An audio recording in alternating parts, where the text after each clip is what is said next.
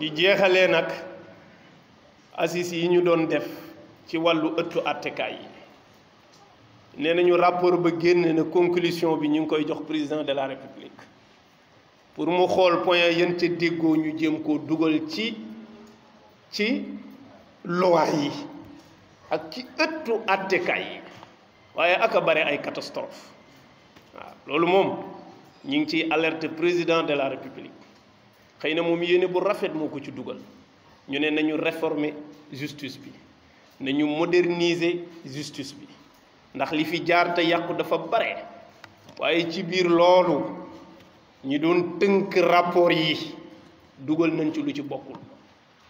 surtout code de la famille bii nga xam ne depuis ca maam ya ba léegi kilifa yaa ngi koy xeex dugalaat nañ ko ci biir autorité parentale nga xam ne dañuy jël cër bi góor am ci kër gi séddale ko ak jigéen loolu la ñëpp mës a xeex boroom kër ci këram ar rijaalu qawwaamuuna ala nisaa ñu ne la yow sa autorité bi ci kër gi dañ koy séddale yaag sa jabar ñaari autorité mën naa am ci kër loolu ñu koy xeex pareeguñu ñoom ñu ñëw ne dañuy supprimer sax léegi doole ji góor am ci kër dañ koy supprimer far ñoom dañ koy supprimer ñoom benn yoon parce que nee nañ doole ji góor am ci biir këram ci soxna yeeg njaboot yeeg décision yi muy jël loolu normal fokk ñu tindi ko ba jigéen gi ami sañ-sañi boppam ci njaboot gi ci kër gi góor gi am ko loolu koy mooy kaay ma tas seen kër yi yéen ñëpp moo tax léegi nag responsabilité président moo engagé te ñoom xalaat yooyu ñu def ay xalaatu seytaane la te biñ ko defee ay nitu diine ña nga fa dañ koo dindi ba mu set ne leen lii du jàll d'accorduñu ci waaye gis nga bi ñuy tënk seenu rapport wax yooyu dañ kaa dindi teg ko ne la dem yóbbu seeni wax maa ngi jàpp ne du ko appliqué xanaa parce que gis naa démb ci conseil des ministres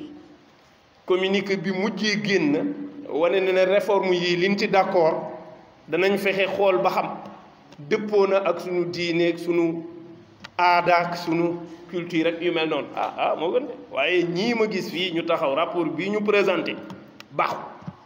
lu ci bare bokk baaxul même avortement médicalisé bi indiwaat nañ ko ak yeneen ci wàllu sëyu jigéen yi xam nga tas sëy dafa jafe woon tas sëy tribunal am na ñoo xam ne du ñu tasi seen sëy ndax jafe-jafe da ngay dem ñu lay renvoyer dema ko dikk wut loolu ay kayit lu ne nga dugg ci nee nañ léegi tas bi dañoo bëgg mu gaaw te yomb xam loolu mooy jigéen ñi gaaw leen libéré leen ñu dem seen yoon ak yeneen yu bare yoo xam ne rapport bi gudd na waaye yin ci gis na ko téyel boppam mu nafar ko parce que moom rek la responsabilité am engagé de ndax ñooñu di tënk rapport yi kenn falu leen kenn wóoluwu leen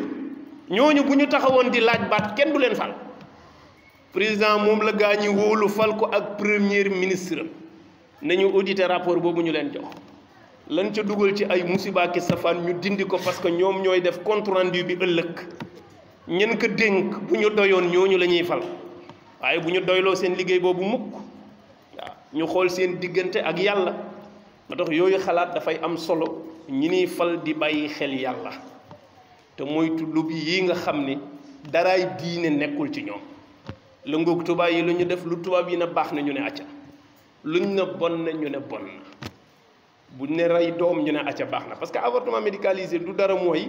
nañu rey nit ki rey gu technique daal nañu rey xale bi rey bu rafet daal maanaam médecin bay ñëw rek pikiir ko mbaa mu dugal fetal bi ci biir fetal ko mu dee te kenn du ko yëg ñu wàcce ko médicalisé mooy lan avortement kay c'est fini jeex na ku ngant am nag loolu l'islam réglé na ko ngant moom bu amee ñu xam ne ngant am na ndaw si taxaw na ëmb baa ngi nii waaye bu wàccee yaay ji faatu ñaar rek a mën a nekk yaay ji dund mbaa ëmb bi dund ndax dañuy sauver xale bi wala ñu sauver yaay ji charia danaan sauver leen yaay ji te bàyyi xale bi mu dem parce que dund bii mi ngi fi ba pare te kii xamoo dina yegg seen det wala charia mayee ñu dindi ko mais yow dara xewul dara xewul